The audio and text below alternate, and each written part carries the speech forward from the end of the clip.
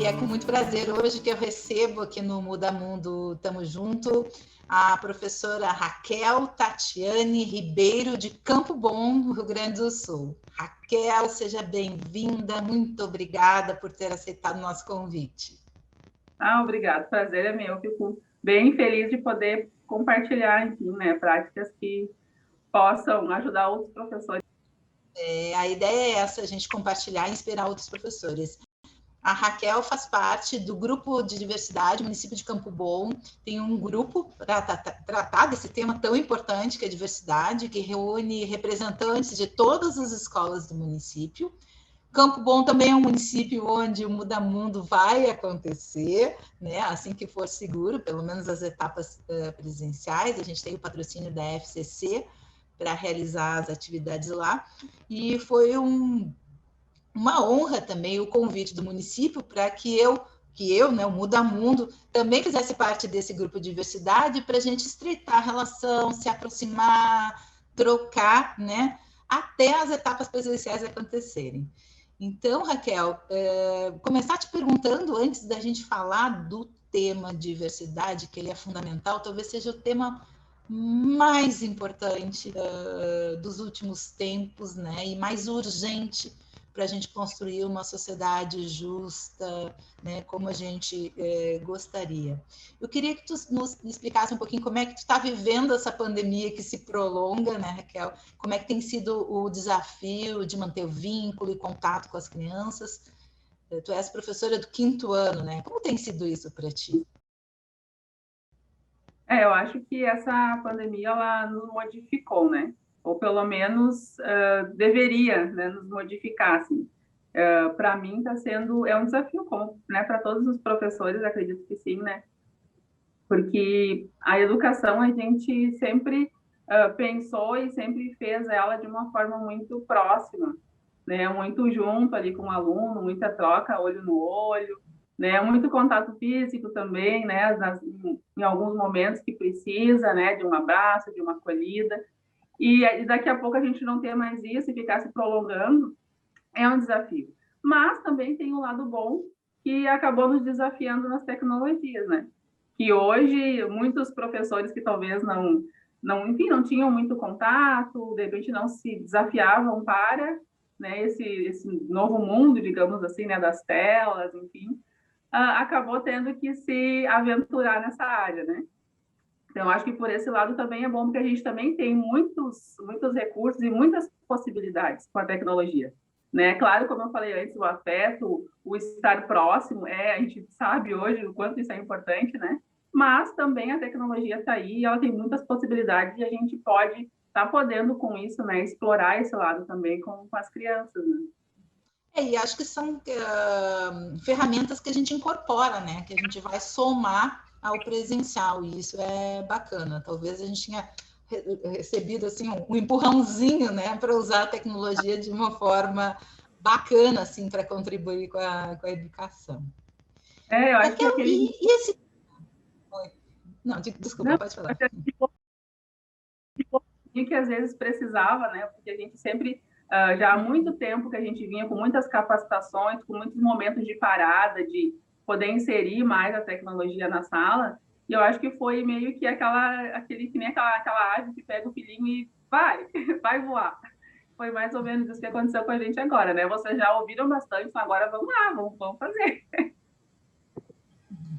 E a diversidade, Raquel? Tu participaste, tu eras coordenadora pedagógica de uma escola, né? E participaste de um projeto para tratar, e pelo que eu entendi, que envolveu a escola inteira e foi super reconhecido, depois foi publicado na revista da educação do município. Queria que compartilhasse um pouquinho com os professores como foi o projeto, o que foi feito, até no sentido de inspirar, porque eu acho que esse é um tema que mobiliza muito, mas que a gente às vezes ainda tem uma certa dificuldade de como abordar, por que caminho seguir. Sim. Isso. Então, esse projeto da escola, ele também estava, né, como o que existe agora também está dentro do projeto maior, que é o projeto da secretaria. Então, existe, né, já há um bom tempo, assim, essa preocupação de se trabalhar sobre a diversidade, sobre todas essas questões que envolvem esse mundo diverso que nós somos, né?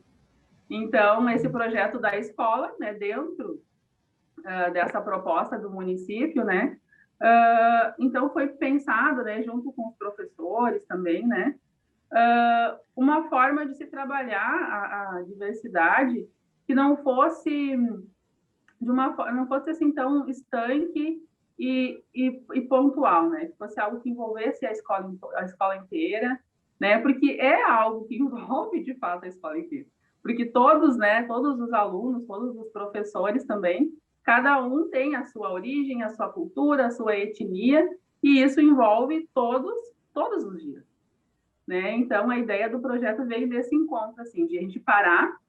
Então a gente escolheu, né, algumas etnias, né, que no primeiro momento que compõem o município de Campo Bom, daquelas etnias assim que mais a gente se evidencia na cidade.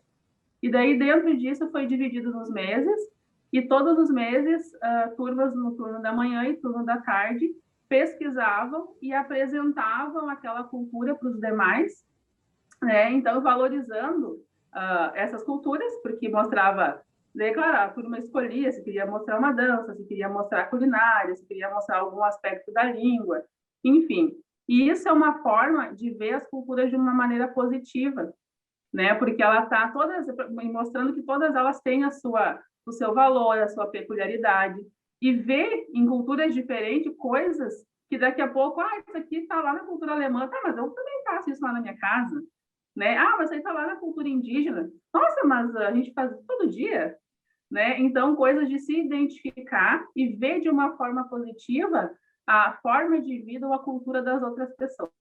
Eu acho que isso é uma coisa, eu acho que para mim é um básico, assim, fundamental para a gente até respeitar, porque às vezes as pessoas não respeitam porque elas não conhecem e porque elas às vezes não se identificam ou não se veem também ali. E muitas vezes, até no país que a gente vive tão plural, né? Em qual etnia, qual cultura que nós não estamos, né? Todos nós estamos um pouquinho em cada uma, né? Então é importante a gente ver isso, eu acho, ver esse movimento e ver isso na escola. Que resultados vocês perceberam assim com as crianças? Um pouco tu já falaste uma coisa da identificação, né, do reconhecimento, porque às vezes a gente nem conhece a história da gente, e muitas vezes quando se trabalha esse tema, ele é um pouco assim, feito de uma forma, como eu diria, pontual mesmo, né? Ao contrário do disseste, vocês trabalharam ao longo do ano, né? Pontual e às vezes presa a estereótipos que não necessariamente correspondem, né? Vamos pegar a cultura indígena, que eu acho que é tão emblemático assim, né? Eu lembro da minha infância na escola de cocar e assim que a gente nem sabia que etnia. Quando a gente fala de cultura indígena, tem tantas etnias, tantas diferenças culturais, tantas especificidades e principalmente tanta coisa que a gente herdou e que a gente nem sabe que é indígena, né? Então, um pouco assim de construir essa identidade a partir dessa cultura ancestral é um resultado de cidadania, né, Raquel? Que outros resultados vocês perceberam ao longo do ano com essas crianças?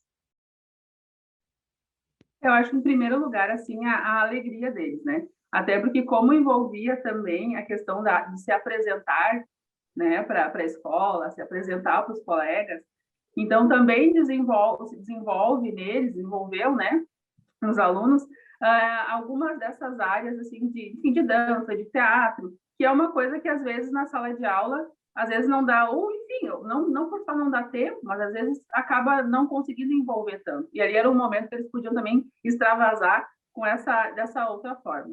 Eu acho que isso é algo, assim, foi algo muito positivo também. E o próprio fato de eles daqui a pouco estarem representando, né? De eles representarem uma outra cultura e fazer isso com orgulho, fazer isso achando bonito. Eu acho que para mim isso foi o maior resultado, né? Ver daqui a pouco aquela menininha, enfim, com um estereótipo, assim, lá, enfim, talvez alemão, e lá representando uma espanhola linda e maravilhosa, sabe? Achando com orgulho de fazer aquilo. Eu acho que isso é muito positivo, sabe? Eu sempre vi isso, eu via nas apresentações isso algo muito legal que eu em nenhum momento eu vi alguma criança tipo, eu não queria vestir isso, eu não queria. Não, eles estavam fazendo isso com alegria, né? Então, ali, nesse momento, eu já vejo rompendo ali aquela barreira do preconceito. Porque quando eu gosto, eu acho bacana representar a cultura do outro, é porque isso é algo que tá bem dentro de mim, senão eu não ia fazer. E busca os aspectos, assim, eu acho muito lindo isso que você fala, que em todas as culturas há aspectos que são desconhecidos e são ricos, né? E de uma história que muitas vezes a gente não tem acesso, a gente conhece assim um pouco na superfície e acha que é coisa do passado, e na verdade tá vivo, né? Faz parte da nossa sociedade hoje. Muito lindo isso. Parabéns pelo trabalho de vocês. Como vai ser o prosseguimento, como tu faz, né, parte, assim como o Muda Mundo, do grupo de diversidade, o que tu imaginas propor ou provocar nesses professores para que esse tipo de trabalho, que seja, porque isso é todos os dias a gente tem que trabalhar a diversidade, né? Isso faz parte da vida, não é uma coisa, hoje é o dia, né? Não, é o dia, todos os dias. Como é que tu imaginas propor essa provocação e a continuidade desse trabalho? Qual vai ser a tua participação no grupo?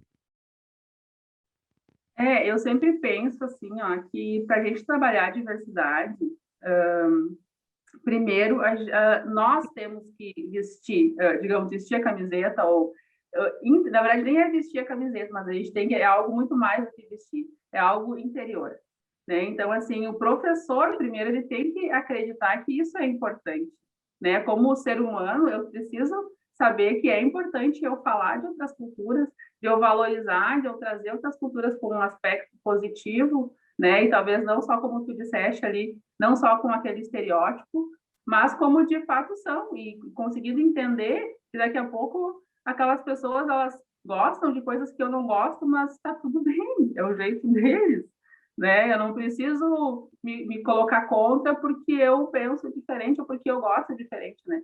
Então, eu acho que na escola, a primeira coisa é a gente conseguir, né, assim, engajar um pouquinho, né, eu me engajar, né, os meus colegas se engajarem também, a ver esse outro, ver as outras culturas como algo importante, né, que todos somos. E acredito que isso é uma coisa que eu, pelo menos, vejo isso praticamente em todos os professores, né? Tanto que na escola onde o projeto aconteceu, ele aconteceu de fato porque os professores eram assim, porque eles acreditaram, né? Tanto que, na verdade, o crescimento do projeto, ele aconteceu pelo engajamento dos professores, e lá no final do ano, o que se pensou? Nossa, foi tão legal ao longo do ano, vamos fazer a festa de encerramento da escola sobre os povos.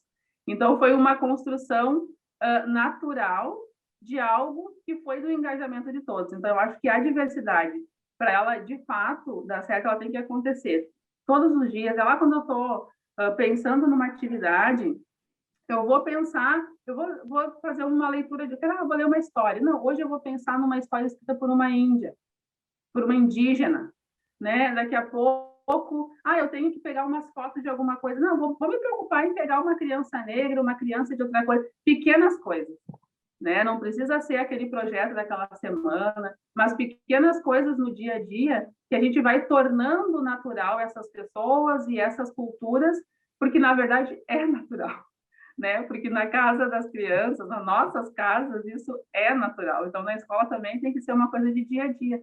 Não dá para a gente escolher um tipo de imagem para estar nas atividades, não dá para escolher sempre um tipo só de autores, um tipo só. Não, a gente tem que abrir um pouquinho mais o olho e, mas eu tenho observado que as leituras que eu proponho sempre são de tal grupo. Então vamos ir para outro grupo um pouco também, né? Isso, e são pequenos detalhes que despertam lá no aluno essa de poder ver, né? Porque é aquela coisa da visibilidade. As pessoas, elas têm que estarem vistas, né? Para ser valorizado, né? Esses pequenos detalhes, eles são fundamentais, né, Raquel? Quando a gente chega numa escola, por exemplo, e em escola de educação infantil, né, que tem os pequenininhos, é muito comum que a escola seja toda decorada, né, com desenhos, com cartazes, né, e os professores têm uma habilidade incrível, assim, que eu invejo muito, que eu não tenho, mas fazem, né, as criancinhas e tal. E é muito comum a gente ver essas salas decoradinhas de criancinhas brancas, e a gente não para pensar que aquilo não é representativo, que a criança negra, por exemplo, que chega numa escola em que todo o bonitinho ali, o decorado, né, o herói da história infantil, a princesa, ela é branca, ela não se reconhece. Assim, está demorando, mas eu acho que a gente começa a perceber o quanto esses detalhes não são detalhes, né? Eles, na verdade, são o resultado, né, de uma cultura de dominação sobre a outra e que a gente precisa romper. E aí, Raquel, eu acho que o professor branco, né, se tu me permite, tem um papel muito fundamental, porque não é por maldade, não é por, mas às vezes é por cegueira, né? A gente não percebe, né? Que talvez por uma professora negra seja mais evidente chegar assim, mas como assim, desenho na porta só tem uma criança branca? Como romper com isso? Assim, como é que pode colaborar com os colegas para que percebam? Tu já disseste, vamos ler um livro? Sei que eu tenho um autor indígena, os personagens, tem personagens negros, né? Em todas as minhas ações eu posso pensar, e não só na escola, eu diria até como eu chego num lugar e olho, onde estão os negros? Não tem negro aqui, por que será? Se é 54% da população. Isso tem que, né? É meio pesado, mas eu acho que tem que me mobilizar. Como é que a gente pode contribuir nesse sentido, Raquel, para tirar esse véu? Eu acho que sempre vai partir da questão do diálogo e, na verdade, do parar e pensar. Eu acho que a gente tem que ser, muitas vezes, movido a, né? Porque, quando tu estava falando ali que, às vezes, uma professora negra, uma professora indígena, ou enfim, ou tantas outras, né, que a gente fala de diversidade, a gente está falando de raça, a gente também está falando de tantas outras situações, né? A gente, enfim, está falando da questão da mulher, está falando, né, da questão do, enfim. Mas eu acho que também teve momentos na minha trajetória que eu também tive que parar para pensar, porque eu também reproduzia as mesmas coisas, né?